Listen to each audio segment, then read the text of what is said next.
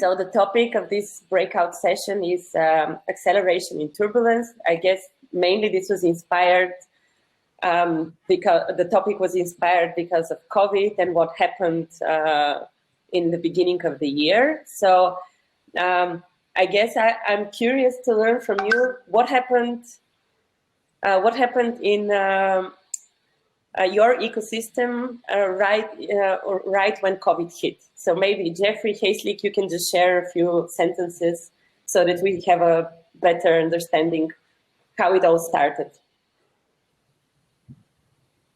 Hayeslick, why don't you go first? Yeah. First of all, I apologize if my video seems to be severely delayed. So what I noticed is that in the local ecosystem, 9 out of 10 companies started to sort of diversify their business model to do food delivery. And the 10th company start to offer grocery delivery. Before that, can everyone hear me well? Yes. Okay. So I think, like many other countries during the pandemic period, we have lots of policy changes, including lockdown, including restrictive movement. A lot of companies, activated work from home policies, and so a lot of purchase behavior change. E-commerce has been growing, and the industry that has been impacted by pandemic created a chain effect that also equally impacted the whole startup ecosystem, where whoever has a clientele that relies on travel industry or the hospitality industry are all heavily impacted. I think that's still continue to be seen, and we start to see a lot of them starting to either create a new product or start to look for a new industry as their customer. And I'm happy to share more on that. Yeah, Jeffrey, did you see that in your ecosystem? Yes, especially here in the ecosystem, a lot of challenges, of course. There were a few, especially in the travel industry, that didn't make it. But no, it is. I can only confirm what you're saying. So, Bobby, welcome. We are just discussing what happened in your startup ecosystems when COVID hit, because our topic is like, how do we accelerate now in turbulence? So, Hayeslick shared his views, Jeffrey as well. Would you like to also quickly share with us what did you see in Vietnam when COVID hit? Wow, that sounds like a distant memory, actually. Obviously, a lot of people got nervous back in.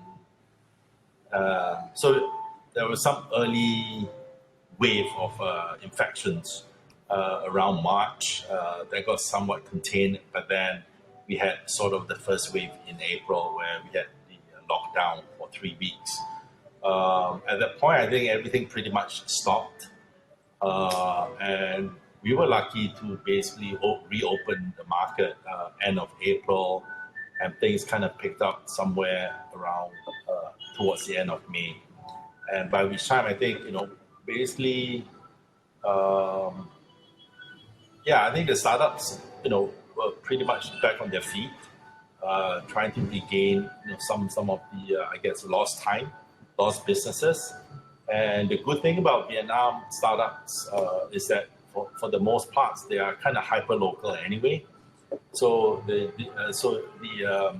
dependency on I guess cross-border business isn't that high, and that actually helped. And in fact, there were other startups, not just the FI side, but there were other startups that actually gained quite good traction. For example, Recruitery from our last batch, the business grew, and they were just maybe probably, I don't know, 20% off. Today, they are about maybe 20% off the projection that they had done pre-COVID, right? So most startups are like this, with the exception of obviously travel tech, which sort of, I think is only in the recent couple of months that they are coming back because hotels in Vietnam have all opened up and local travel is on the rise. So yeah, but otherwise, I think the startups kind of realize that funding is going to be in short supply, so they're doing everything possible to sort of self-sustain until at least things get better across the region. Great, thanks for sharing. One thing we noticed in FI, because we have this global portfolio of companies, we noticed that one of the challenges is the mental well-being of founders and how to survive through those uncertain times. Can you share your views, like what recommendations do you have for founders for building their dream companies in such turbulent times? Have you seen some strategies that are successful? Maybe who wants to go first? With some advice. I think Hisley, you should go first because from Startup Mama, there was just a lot of conversation about that. Good. I guess it's very important to start having more conversations with with more web conference tools like Zoom and like any social media. I think we have more than enough social media and tools for us to stay connected. So for entrepreneurs that has been dealing with so much challenges and struggling with all these intense roadblocks, right? And all this in this turbulence time, it's very important to have keep having conversations with mentors, with friends, with community leaders, because everyone is pretty much experiencing the same thing. And this is a good time to just share ideas or just to ask how each and everyone it's going through. I think no one has better idea of how things is going. Actually, I think that's the part that everyone should acknowledge and to have that resilience to be able to ask for help. I think that's a very important reminder for all of us. I think just to have conversation and don't be too hard on ourselves, I would say. Yeah, I can add to that is that that's why you need your support network, right? Yeah. So in total agreement with what Hisley said, I think I'm also sort of facing the same situations, and I think founders are more open, I guess, at least from the alumni that we have. We still keep in very tight circle. We have our own internal social media group, social network group, to keep everyone in the loop.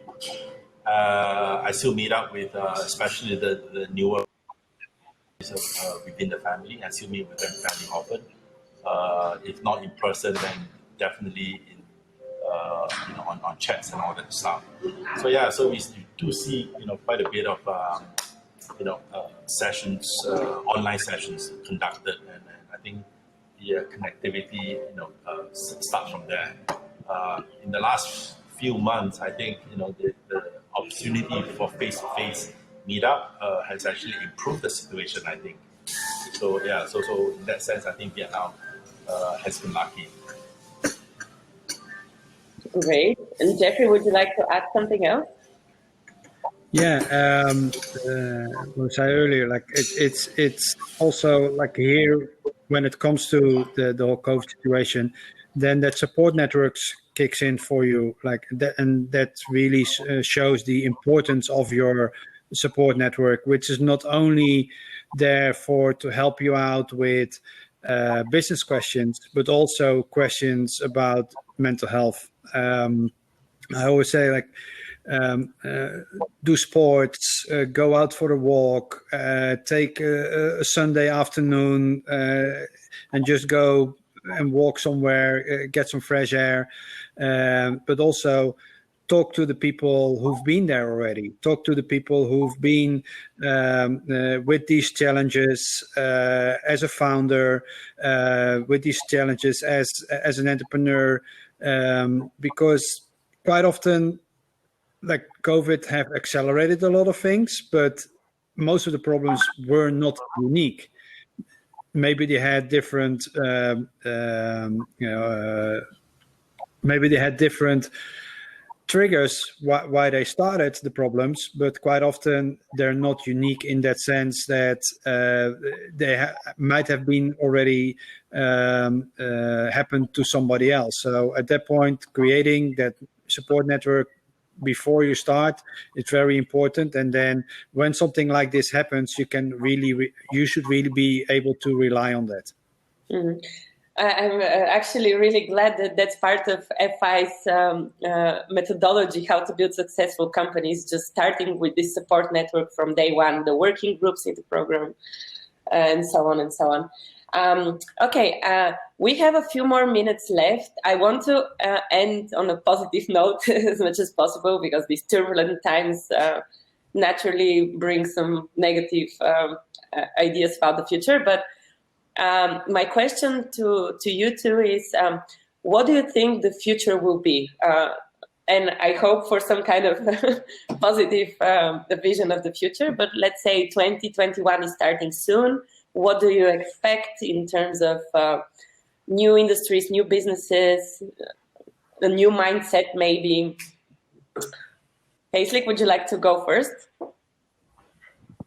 Yeah, for it's, you know, for every ending there's a new beginning, right?